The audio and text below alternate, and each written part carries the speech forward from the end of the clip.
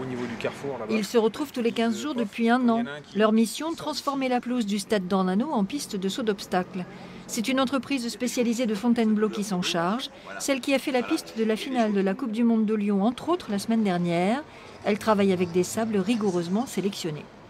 On en mélange plusieurs parce qu'un sable pur ne peut pas suffire, dans lequel on incorpore du géotextile, qui est un polyester, qui donne du liant, qui donne encore plus de confort.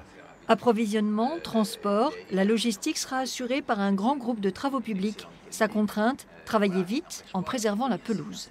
On a 3 jours pour enlever les 9000 tonnes qu'on a mis sur le site et les ramener à l'extérieur. Et vous disiez que défaire, c'était plus dur, plus long que de faire. Oui, parce qu'en fin de compte, il faut prendre de très grosses précautions pour ne pas toucher à la pelouse qui se trouve en dessous.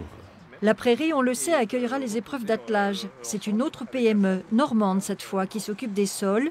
Elle s'est inspirée des pistes de trot aménagées avec du sable de Mouan.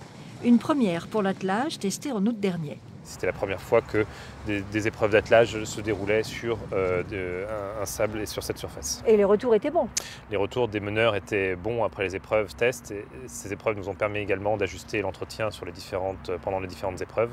Et donc ces épreuves étaient plutôt un succès, oui. Ici, le travail est déjà avancé à 70%, mais il faudra tout de même traiter 45 000 tonnes de matériaux à partir du 7 juillet. Coût total des travaux, 4 millions d'euros.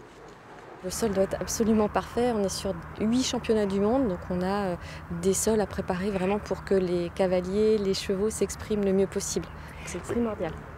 Dans leur cahier des charges, les entreprises ont l'obligation de remettre les sites en état.